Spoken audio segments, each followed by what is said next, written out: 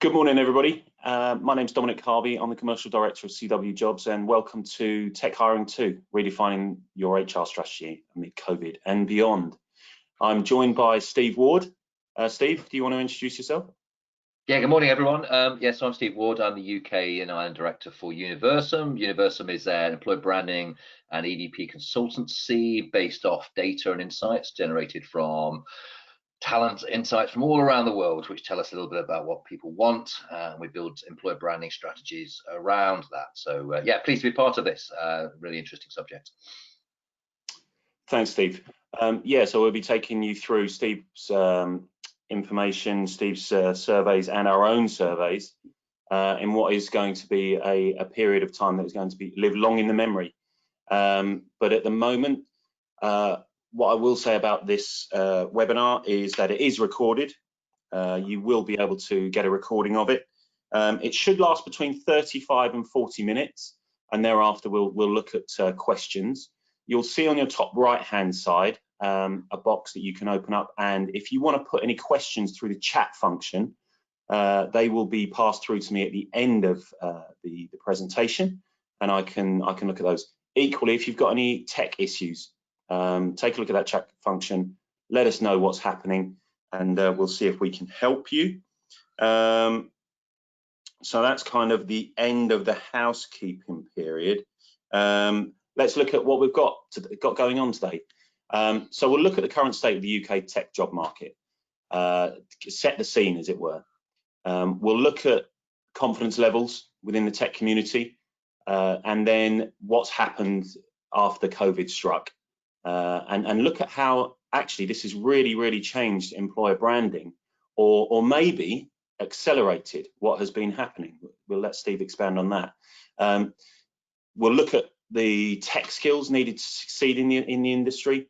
What are tech leaders saying are the key skills going forward? And we'll also look at top tips to help you streamline your hiring process so that you can work as quickly as possible in this quite unique period. And then finally, questions and answers. If there are any questions that we think maybe are more specific, don't worry, we might not tackle them in the course of this presentation, but we will reach out as we have in a previous webinar and tackle those individually. So don't worry if we don't tackle them here and now. Okay, if we move to the next slide. So the market has remained resilient. Obviously, the IT market is incredibly important to the UK economy, but nevertheless, it still took a massive hit. I think it was probably slightly delayed compared to other industries. It did continue to struggle on a little bit further than other industries in the UK, but certainly signs that it's coming back. If you look at the applications really dropped off after a peak at the beginning of Q1 to software development. So that to me says there are lots of projects, there was a lot of stuff going on, and then that really took a hit because I think software development and projects were put on hold, and everybody rushed to support the infrastructure of businesses and the IT support of businesses as people were working from home. But as you can see, at the beginning of June, things beginning to pick up, and we actually see, as it says there, a 9% increase year on year. So actually an increase in the amount of applications to this sub-discipline. So that's a positive thing for the market. Just generally speaking, in June, applications rose by a third month on month, and jobs posted went up by a quarter in June compared to May. So things are coming back. I mean, we've got to remember these are against highs, certainly on the CW job board, of 10,000, 10 to 11,000, and it's currently at just under 4,000. So there's a long way to go, but we are seeing it come back and hopefully come back strongly. So what's happening with the actual candidates? Well, 150% increase in demand for roles within the digital technology over the last 4 years. So it's in the flow that really stopped that dead in its tracks. but these numbers, as we can see here, showed that we're probably hitting the nadir in May. So there was a small drop in active candidates on the site, which is understandable given the uncertainty in the market during the lockdown. But in June, we are again seeing a 20% increase in the number of active candidates on the site. So that looks to be progressing quite nicely. I'll probably bring in Steve here just to ask him what he thinks of is happening within the employer branding sector. Yeah, well, around the sort of same times, I think, yeah, we're starting to see now. So if we move to the next slide, Steve, I'll just, yeah. Yes. So yes, look, this has been, the period has been very, very interesting. So to sort of bring a bit of an element of what's been going on with employer branding during the course of this period, we, a very interesting timing of a survey that we do every year, our Employer Branding Now survey, which is an annual global survey actually, so this isn't just UK, but it's wider. But it kind of straddled the start of COVID and the period in which it impacted us most, because it went through March and April, late February to the end of April. So what we saw is almost two types of responses from organizations through this period. So I think in the way that all the things have changed and that our hiring kind of dropped, as you've just demonstrated, and the candidate flow was naturally therefore affected as well, businesses were changing their focus. They were looking the other way and thinking, right, okay, what do we do about this? And one of the questions we asked about in this is in our employer branding surveys, how important employee engagement is as a key brand objective. And of course, this is something we ask every year. So we can see that, you know, there was a small change in any case from 2019 to 2020 overall. But what's really, really fascinating is that the pre-15th of March to the post-15th of March showed significant rise upwards. So what this demonstrates is something I think we've all seen a lot, I'm sure, within our organizations. We've seen it come to bear. So hopefully this is a bit of a reinforcement for everybody that what they're doing is pretty much as the market is doing, which is start to look much more internally at its people, focused towards things like care, well-being, enablement and support, looking after the people, which is a really fundamental part of employer branding and something I'll cover a little bit more as we go through this. But that phrase at the bottom there has been used a lot, and I think people have understood this a lot. How you handle the pandemic will define your employer brand going forward. I think so through this very difficult period, this tough kind of period, many organizations have really come to life in regards to how they've looked after their employees.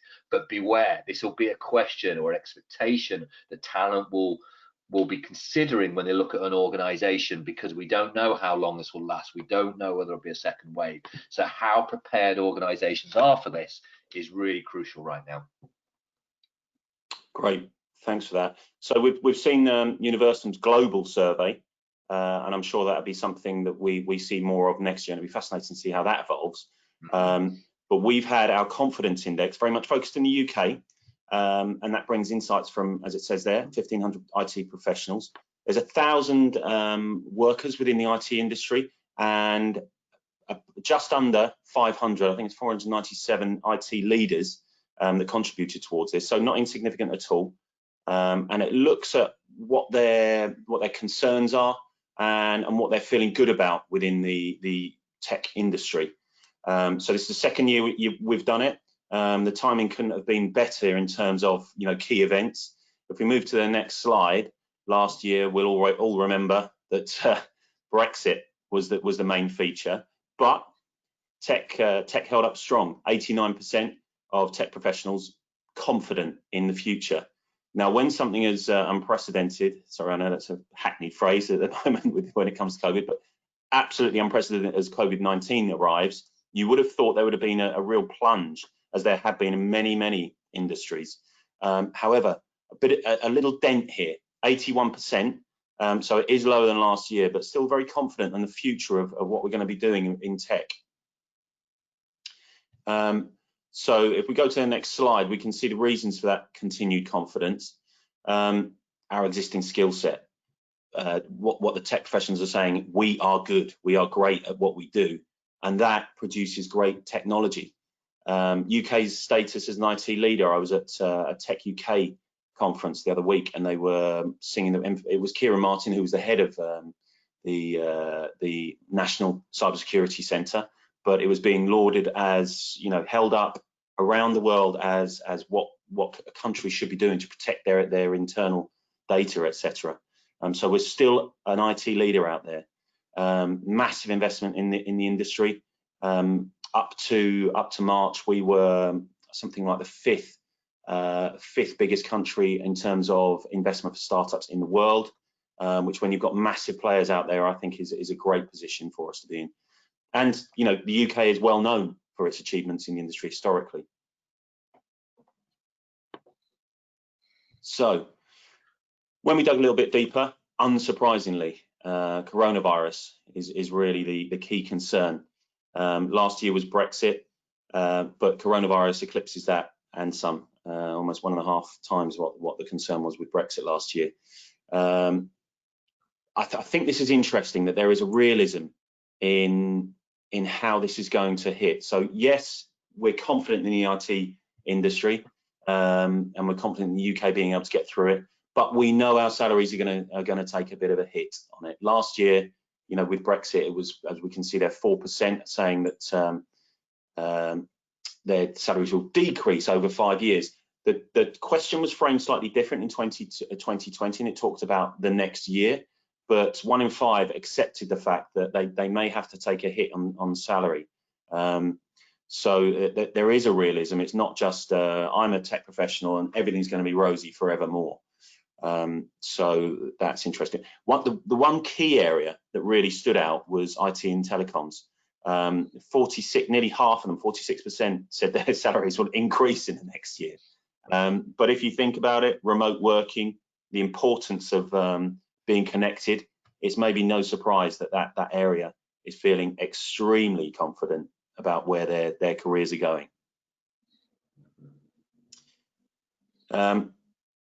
One of the other surprises with coronavirus was the fact that IR35 was shelved. I mean, that was literally days before we were going to be running a webinar on how we're going to tackle this and how the UK is going to tackle it. And when we look back, a third of IT leaders agreed their companies weren't prepared for IR35. There's still a lot of confusion about it. House of Lords review on IR35 was absolutely brutal. And I'm very, very surprised that on the 6th of July, they voted quite clearly to go ahead with it unchanged as next year. I mean, there will be tweaks in it, I'm sure, but it looks as though, you know, a fair amount of IT leaders were happy that it had been delayed, and that actually it's the right decision because it's going to benefit their company. Now, for those of you who joined me on webinars before, I've always pushed the point that I think if it's good for the country at that point, why isn't it good for the country going forward? But that's probably for the politicians to work out, really. But you know, there's still, with 4 in 10, there's still a lot of confusion as to what IR35 means for non-contracted staff. So there's still a lot of uncertainty, but we have been given this breathing space to see how we can tackle that. If we look at the next slide and how that's affected the public versus private sector, one of the key questions last year was, so are the public sector desperate to get into the private sector? And last year it was, well, yeah, they would like to. More money, more stability, more available roles. However, that has dipped in 2020, and that's quite interesting, and that reveals a few things which I think that when we look at the employer branding side, will really breathe life into what those numbers are saying as well, because the two things seem to tie in together. So Steve, I know you've got some really interesting thoughts on the public sector. Yeah, this and super fascinating, because it's always interesting when different sources seem to survey and response kind of give us a kind of consolidation, effectively, of the numbers, and it absolutely mirrors a quite significant shift. So Universum runs talent insights survey called Career Test every year, and it's done to students.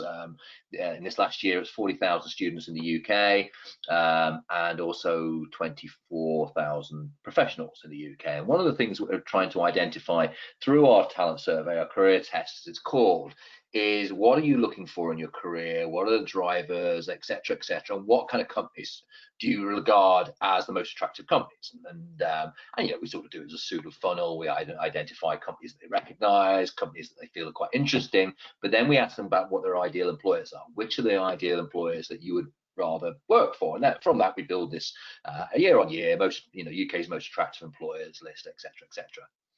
Now, this year, there was a very small shift last year, but this year significantly, it's been a very different move. Public sector has really, really moved forward and is usurping the private sector in certain corners of student research and so student response. So what we're talking about here is those sort of Generation Z, back end of Generation Y, kind of people going into the workplace, our next workforce that so many organizations are spending a lot of time looking at. And as we can see here, just taking two segments on the left hand side, business students and tech students, we can see those three examples in each of them where public sector companies have really risen and really come to the fore, places that you wouldn't expect necessarily to be the most attractive companies. Of course, the likes of the Googles and Apples and still represent a very, the top upper echelons of these kind of lists. But at the same time as well, what we're seeing is something like the Secret Intelligence Service coming in the top 10 most attractive employers. I mean, it's really, really remarkable. And the overview on the right-hand side there, this has got just an overview from business commerce students and another category, humanities students, which becomes quite a broad set. These are the cumulative rises and falls of sectors in the top 50, so the movement in the top 50. And you can see companies, large technology companies have taken a hit, banking and finance has taken a big hit, automotive took a hit, etc., etc. But you can see on the rise are public sector, hospitality, and actually, interestingly enough, media as well. So really interesting splits this has happened this year, and I think there's a number of reasons for it. I think there are some social reasons. I think with Brexit going on and the political uncertainty of the last year or two, I think that has clearly an effect on people's almost getting embodied into the trenches kind of elements, as kind of look after Britain type of element that's come to the fore in this last year. I think if we consider the fact that, banking and finance has had a hit in all the areas of student life, and of course the banking sector is looking and going, why? What's gone wrong? What have we done wrong? But we have to also remember last year, during the journey of Brexit, banks were saying, and media were reporting banks saying that they were talking about leaving the UK because of Brexit. And of course, the thing to remember as organizations is when we put PR comment out into the news world, it affects your employer brand, it affects your attractiveness as an employer, both positively and negatively. And this is a real example of maybe the banking sector not really thinking with its in the way maybe it should have done around the thought of that, what the impact of making big statements like we're going to go to Germany or we're going to go to Singapore or whatever, what that actually means. Because actually what it then means to students looking at that and thinking, well, there might not be a career for me there, so actually I'm going to move away from them. I'm not really interested in joining a bank anymore. I want to go and join a company that I know will stay in the UK, that will give me a job close to my doorstep. And therefore when you look at companies like the BBC, the police, NHS, HMRC, etc., they're obviously naturally more pragmatically attractive. That's a really interesting side to it. Definitely. I mean, that slide has a lot of interesting points on it. But the interesting thing that you mentioned about moving back to Germany, so Deutsche Bank say they're moving back to Germany, and all banks, the finance sector is tainted by that, by the look of it. And even if you're an RBS and permanently going to be in Britain, you've still got to wear the fallout of that. And all of this revolves back round to the media again, because we're also in a world where we're driven by the media. So once bank says it, then obviously the media will then go to other banks and say, what do you think about it? And all that kind of, and of course nobody's going to say, no, we plan to stay in the UK, and they didn't really think that through. So it is. And of course at the same time as well, remember these things here, the shift towards the public sector.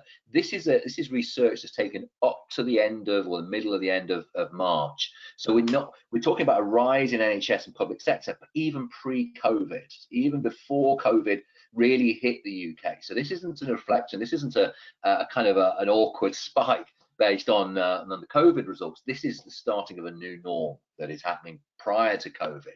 Given what's happened over the course of this year now, you can only imagine the 2021 results having even more of an emphasis towards our supporting organisations. So yeah, super fascinating.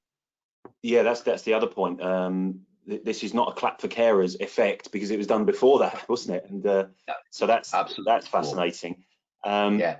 But the NHS appearing in the top, sorry, if we can just go back a slide, the NHS appearing in the top 50, it was only probably a couple of years ago that we had the WannaCry virus that exposed the quite ancient state of some of the infrastructure within the NHS and the wider public sector community. So for it to almost have been a rallying call rather than, whoa, stay away, is really an interesting point, and something that needs to be taken advantage of, I think, this particular period. Yeah, absolutely right. And so, yeah, looking into the next slide now, and there are some other elements that we need to consider with this as well. So one of the things that when we look at the research that we take, and particularly when it's students and early careers professionals, is that we can start to sort of see trends and changes of emphasis of what people kind of need. And this to start with here shows a split between the top 10 attributes out of the universe of 40 attractive drivers, and when we ask them which are the most important ones to you out of the 40, all the students kind of vote and put their 1 to 5 against each one.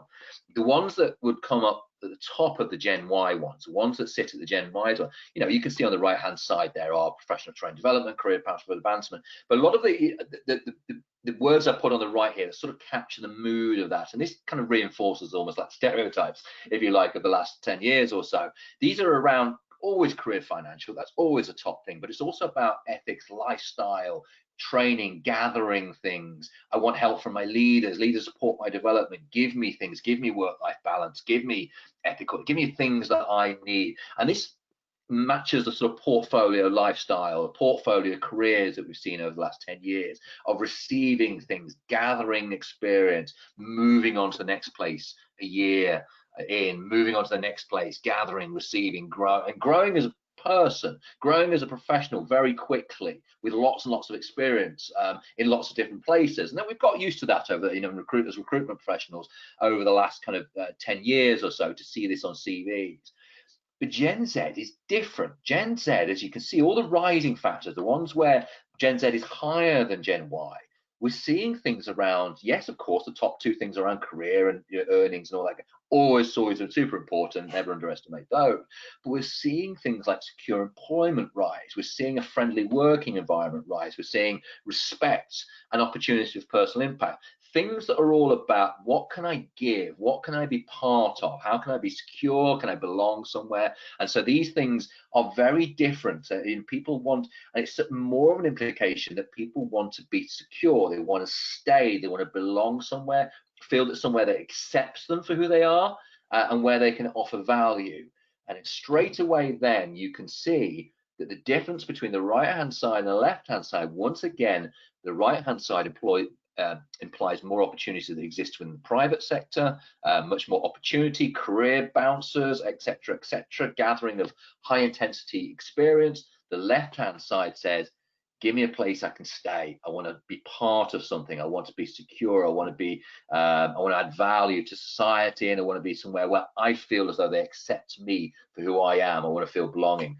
Real big differences between Gen Y and Gen Z. They're right next to each other, but Gen Z is coming into the marketplace now, so we can't ignore this. This is indicators as to the sort of things we need to be telling our talent when we write job ads and when we write content on our careers pages, etc., to attract people. And this, by the way, is across all sectors. This isn't specifically tech, by the way, but obviously tech is very similar indications through tech talent as well. So really stark difference, super fascinating difference, explains many things.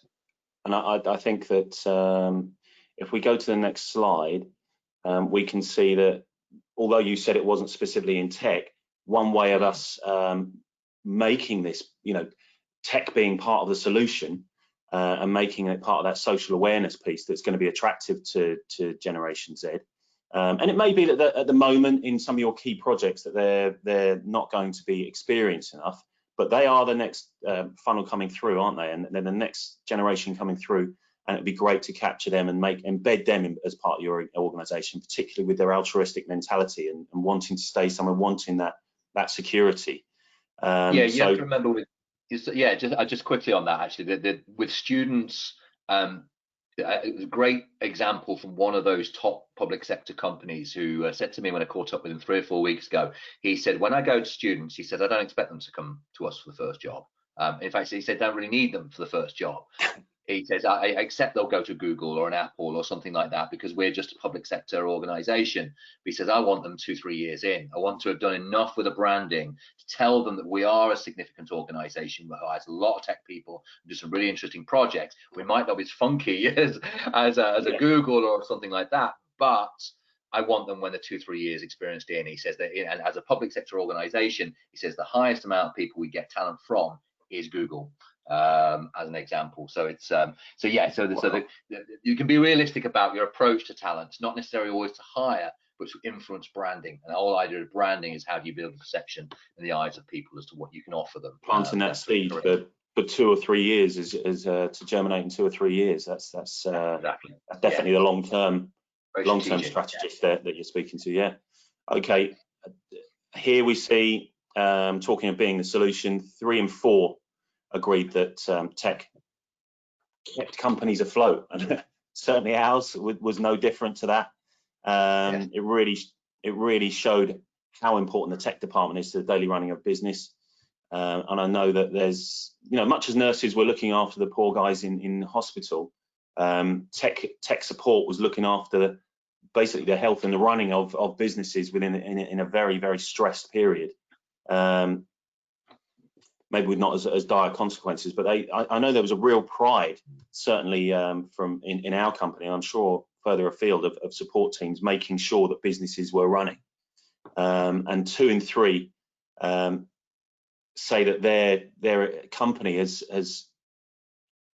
got through it effectively, communicated what they need to, and survived pretty effectively during the COVID outbreak. And I think that's quite a surprise that, it accelerated the whole. Somebody said that in 10 weeks we've advanced 10 years on the whole piece about working from home, and I see no reason to argue with that.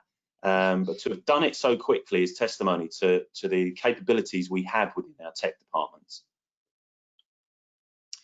So if we look at the next slide, going forward, that end result is that nearly half of IT leaders believe their budgets will get bigger from 2021. Maybe you would have expected higher, but I think there's a lot of companies looking at the fact that there will be reshaping of their businesses. If you're in hospitality or retail, I think that they're currently taking advantage, is probably the wrong word, but they're probably accelerating some of their strategies for the future to make sure that 4-year plan is really condensed into maybe the next 6 months, so they are clean and ready to go in 2021. And that will be disruptive, I think, to the return in the private sector. But if you can do that quickly, I think that you can really take advantage of a pool of candidates that is on very, very rare occasions. I think 2008 was the last time you get an expansion in the pool of candidates that you can choose from. And if you can accelerate and get your investment and get your projects underway, you have a unique opportunity to get some of the best talent out there and hopefully keep them going forward. But what would these actual projects involve? Well, these are the key specialisms we think going for. Well, not what we think, what the respondents to the confidence index think. So at the moment, as you can see on the left, these are the skills that they think are absolutely important. And it's kind of no surprise to see cybersecurity way up there. I think in light of the past couple of weeks with foreign agencies trying to discover how we're tackling COVID virus and potential solutions to it by hacks and things like that, cybersecurity has just shown again and again why it's so important to the country and therefore companies within it, and that affects everybody. Artificial intelligence fires straight up that side of it, and I think that's only going to get more and more important. If you've got machines and systems processing things rather than humans having to get involved. It's probably cleaner, more hygienic, etc., etc. And the Internet of Things, again, taking out that human element, although there's an impact on the employment side, I think people will look at it as a hygienic and suppressing the spread of viruses and things like that. So it's not going to be as contentious as it maybe has been, bringing so much tech involved, because there will be the kind of the dreaded health and safety argument on a lot of these as well. And big data, a little bit of an old-fashioned word it seems now, but big data way up there. I think basically because as we get a better idea of how to use that data, we became very, very good at creating the data, but we're now kind of catching up with how to use that and gain insights going forward. Interestingly, our respondents whose businesses have set up remote working for their employees during the coronavirus outbreak found the most time-consuming tasks related to setting people up to work remotely, dealing with teething issues, educating people on how to work remotely, implementing additional security measures and new software, and changing company policy on remote working. But I think going back to that cybersecurity thing, it's opened up a huge vent in some companies that the whole cybersecurity issue is really exacerbated, and that's probably a key area because the people that are skilled in that particular sector are very, very rare. So we need to look at how we are going to build a better base of cybersecurity specialists within this country.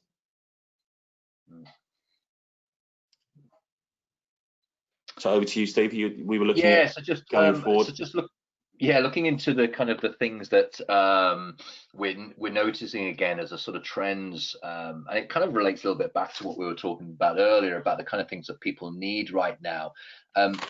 This is in a recent survey that we did to employer branding and talent acquisition leaders. We asked the question, what 3 words would you like to be remembered for after COVID-19? And as you can see, they are very, very driven towards the caring and safety and security kind of element that we've just been talked about, the well-being side and the people first element of leadership. So it's very much about how do we look after our people? How do we do they remember us for leaving a really positive impression on them going out? So this is a really important thing that we're learning through this journey, and this is changing employer brand. This is starting to redefine where the emphasis is.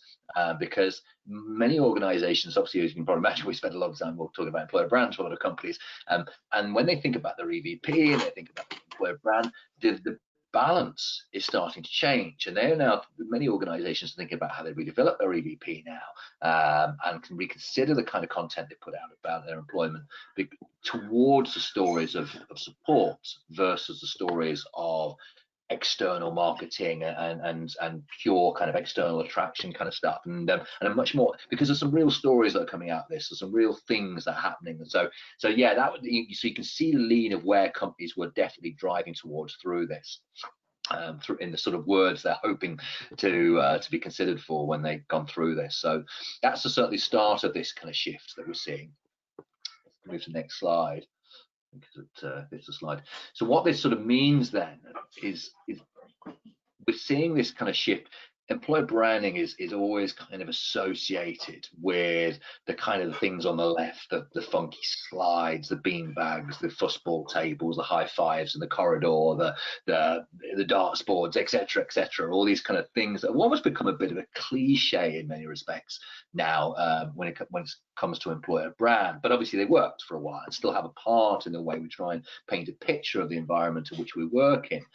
But maybe one of the things that we're learning through this period, maybe not just maybe before COVID, but certainly COVID has accelerated, like it has so many other things, is the fact that actually the employer brand element, the things that are important to talent now are less around what it feels like to sit in an office and what it looks like when you get there, but it's more about how are people going to look after me. And so I can see more examples of the sort of the right hand side thing happen. Woolworths in Australia, this was the retail company who showed appreciation to their employees by giving them shares, to say thank you for supporting them through that difficult period when everything had kind of gone pear-shaped. and giving them a reward for coming out the other side, and as the company moves back into some sort of normality again. And those are the stories where, if you're just sitting as a human being, regardless of what we do in our career, we see the left and then we see the right. Where does the emotion happen? Where do the moment and connection really going to happen? It's going to happen to the right. The left is kind of, it's aesthetics. It really doesn't matter what it looks like when we sit inside our office. The things on the right has a long-term impact, and that goes back to the kind of phrases and words we saw on that previous slide. So real example of how we're probably seeing a change in the kind of narrative through employer brands, and what maybe you could be considering through that. And so to look at how, if we go to the next slide, if I think it's the slide, I think it is, yeah. So if we look at the way in which we typically do employer branding, this kind of model demonstrates, I've got sort of iceberg effect, the fact that perception is the outside piece. When they look at an organization, they see what they see through our recruitment marketing efforts, etc., etc. But underneath is the big bit of the iceberg, you know, the bit where everything is the truth of where everything is going on, all the things that we're doing to our employees, and blah, blah. So you've got this truth versus perception thing that is happening all the time, and the goal is to provide as many truths outbound to try and make sure that matches the perceptions. And on the left hand side is a very important segment of that as well, which is actually also what talent needs, and we look at this a lot at Universum about what do they actually care about, what do they what matters to them, etc., etc. Because obviously if we misrepresent our external perception, or if we put it out in a way that doesn't match the needs, then it's pointless. So it's really important to understand the perception versus truth element to match the needs of the talent that we're targeting. But one of the things that we've always done is we've pushed out content. Recruitment marketing is an outbound pushing thing to tell the external audience, come and work for us, and that will never change, and that will never really change. But what we now need to realize is, if we can just sort of click a little bit, Poppy, who's looking after our slides, is that some of those stories that we're telling that we normally reserve for the outbound crowd, we need to be telling them internally. We need to be employer branding internally. Remember how important employee engagement become. Remember that employees need to feel more secure, more at home and part of something that they're proud of, etc. So I think by telling our stories internally much more, and thinking about the way in which we exhibit our brand internally, what that does is it has the other effect on hiring, which is retention. If we can hold our best employees, then we don't need to keep replenishing them, etc., etc. So greater retention in this, through understanding those stories and feeling part of something great, also lead to greater advocacy. And the most natural form of employer branding is through employee advocacy, through employees telling us stories, being willing to tell stories, and being able to communicate to the outside world, because maybe we are going to go through a period where we might not be quite so suckered by marketing activity as much, and we might be a bit more, we're looking to the heart of an organization. So this is a technique we're kind of looking at, thinking about how do you build on real truth, authentic kind of advocacy, because the things like employee well-being, stories of employee awareness, employee advocacy, and retention, these are cornerstones of a strong employer brand. These are things that really matter. So think about not just the external shout of employer brand and recruitment marketing, but also tell some stories inside that can then lead to more genuine activity outside. Hopefully that makes sense. It definitely does. It definitely does. And it's incredible that suddenly slides and football tables and dartboards are feeling quite, I've used the word already, but quite hackneyed and quite old. You know, it's looking forward now into a new generation, which only 3-4 years ago that was kind of a key thing. If an employer had something like that, it must be an amazing place to work. It's true, yeah, exactly. And the reality is, it's with all employer branding, like anything else, is you need distinction. You can't borrow somebody else's employer brand. It doesn't work like that. You can't say, I like what Google do, we'll have theirs, thanks, and pick it off a shelf and mirror it. That doesn't work. It's but a lot of people have been doing that for a long time. A lot of people have been automatically going to creative ideas and employer branding and just say, hey, let's splash some pretty pictures of the office and find some funky corners of the office and try and represent that as the place in which they work. But the reality is, we have to find distinctions, and distinction doesn't come in our furniture and our infrastructure. Our distinction comes in the people inside the organization and the stories and experiences they've had. So it's so look for distinction, look for something that's really unique about your organization, and get that out to the world. Much smarter way of doing employer branding. So broadly speaking, on the branding side, some great tips there. With regards to tech talent, if we look to the next slide, how can you attract that tech talent and come out even stronger when the market recovers? Well, these will be really the tips that we have pointed out. Promote a career in tech. This helps. Well, you have to do it authentically in terms of promoting it internally, and that helps with retention. But also, people are proud to work in tech, and they want to know that they have a future within tech. I mean, if you look at the Generation Z and Generation Y, clear path advancement was way up there, if not top on both. I think it was first in Z and second in Y. Reshape your hiring strategy. The really interesting points from the Universum study and what Steve was talking about are this, quantum shift in almost a Thatcherite mentality to a caring, sharing, and long-term social awareness type mentality. If you can put that on your messaging, and if that's indeed the kind of company you want to be, and that seems to be a very attractive company for people, if you can do that in your messaging of your job ads, you'll be doing a good job and reap strong benefits from that. I think it's interesting that the kind of Generation Z points where they want to go marry quite tightly with when you look at what women like to see, or what in a gender stereotype, I suppose, what appeals to women more than males in adverts. And there's something called the gender decoder from Total Jobs, which can be found online, to really strip out words that are maybe a little bit over the top, assertive, aggressive, hyper competitive. So it might be worth running some of your job specs through that. Absolutely free, and you can find it online. Be a company that promotes the UK's tech sector. Make sure that you're shouting about tech and the UK. I think that the Brexit point that Steve brought up about people wanting to, defend the country almost and be part of the solution as we go forward, that is really important to people on where they work. So join initiatives like the Tech Talent Charter, join Tech UK, get involved in the conversation, know what's going on, see what other companies are doing and how you can benefit from that.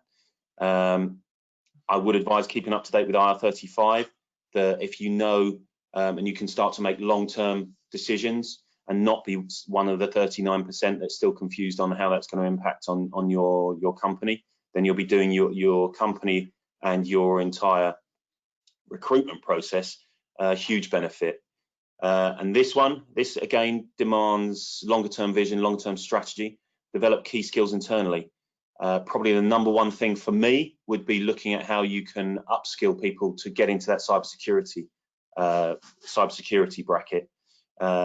And people have spoken to me loosely about, taking the best people in infrastructure and then advancing their careers in that. And you've got to accept that some of those people will disappear to other companies, but it's almost again an altruistic sense that we are increasing the stock of the UK's cybersecurity abilities, and they will come back to you. That will come back to you eventually. And finally, encouraging innovation within your company. Always be thinking on how you can change stuff up, and that will give you competitive edge. You may not necessarily come up with that killer product or something like that, but if you're continually trimming and streamlining your processes, it's only going to have a benefit to your company and the bottom line in the end, which will keep you strong in what is a very tough environment at the moment.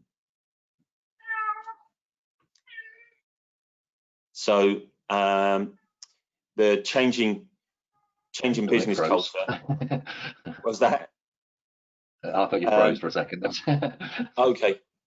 Changing business culture, ensuring recruitment teams are balanced from a gender, experience and skills perspective throughout the hiring process will help you as a tech organisation build diverse and inclusive cultures, and that's never been more important in light of Black Lives Matter movement and the whole diversity piece.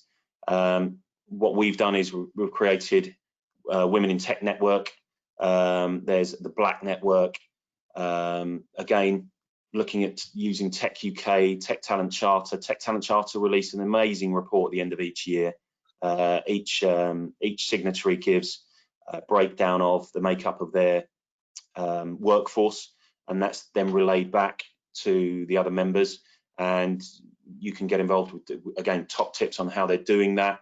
And it's interesting that Tech Talent Charter signatories have 24% of their tech workforce as females, still obscenely low, but when you compare that to the between 16 and 18% of the general other companies out there, they must be doing something right, and that's something you can learn from. And the thing is, when you have these tags on your job adverts, you are saying this is important to us. And sorry, I've done it slightly back to front, but tapping into the new talent pools, returners, career changers, investing in that young talent. And I think the apprenticeships are possible. It is possible, and Sky have shown that it is possible, and other companies around the UK have shown it is possible to build a program and take advantage of that later in, say, 2-3 years. And look at candidates with disabilities. The whole looking at your office and whether you could accommodate somebody with a disability almost goes out the window with the acceptance of remote working. So the possibilities are opening up for us, I think, rather than closing down. So we go to the next slide. Yeah, and I think just continuing on from the diversity and inclusion theme, really, one of the other reasons why the public sector is doing so well, given with younger talent and is becoming more attractive, is they are very much an embodiment of a diverse workforce. They are able to demonstrate proof, justice, the supporting society, etc., much more purpose-driven by nature, and that's something we've got to learn as private sector organisations. We've also got to learn how do we embody some of this. You know, great in our recent employer branding club event that we did, I interviewed both the head of employer branding for both the police and the Crown Prosecution Service. So two very naturally not particularly attractive organisations, and you know, both historically very white male in embedded history, but they're so successful with the student and early career workforce. In fact, CPS, for example, for law students, by the way, is the #1 most attractive employer in the UK. The CPS, not your big law firms, not Google's and blah blah. It's the CPS, the public sector organisation that supports our justice infrastructure. But everything around the way that they display themselves as employers to all the groups of talent, tech and otherwise, is built around the fact that they are a very inclusive organisation. This is a place where you make an impact. This is a place where you can stand for something and add value to your career. So these sort of things are working for the modern generation, the generation that's in our workforce now and coming into our workforce. That real authentic evidence of inclusion and diversity, because the stories are happening inside the business. So yeah, emphasizing your point on your previous page, the diversity and inclusion thing, not only is it a good badge and a standpoint and a methodology of working, but it's also, you need to demonstrate it externally and through truth, but also understand when you're thinking about messaging, what are we doing in our organization that helps society operate better? What are we doing? What's our purpose behind what we do as well? And those things will start to resonate better with the younger talent audiences, maybe more so than maybe they would have done 10 or 15 years ago. Good. So just to really wrap up, there are ways that CW can help save time. We work with a video interviewing company, Cameo, and they have proved really popular with clients that we use. And I suppose a lot of people have been using Zoom and things like that, but Cameo are purpose built for video interviewing, so you can have set questions. That recording can then be passed around people, so you don't have to kind of tie in calendars and things like that. So that really, again, the remote working or video interviewing was almost a last resort, and now it's kind of an accepted norm. So if you can get a piece of kit that does it really slickly, then I think that's only going to speed things up. Something we haven't really touched upon a huge amount today, but profile and personality testing. And Good & Co is part of the package within CW, and you can get people to run through a Good & Co fit score and how it works with your team if you run your team through this Good & Co, completely free, completely added value piece. And instant candidate recommenders. These are incredibly useful. Advertise a job based on the respondents to that job. Our AI will then look into the CV database and look at people that are available that look like the candidates that are responding to your job ad, exposing the CV database effectively to recruiters. So some really neat tools that ourselves are using and giving to recruiters to make that whole piece easier for them. So I think that is the end of the webinar in terms of Steve and I speaking, but I just wondered if there was any questions that have come out of that. We have had a question about recruiting internationally. Obviously, the focus of the confidence index was very much on the UK, but it is worth knowing that we do work with The Network, which is a network of leading job boards around the world. Their global talent survey is fascinating reading, but it also gives you access with your CWJobs account manager to advertise in India, Africa, South America, via one account manager. So just worth pointing that out.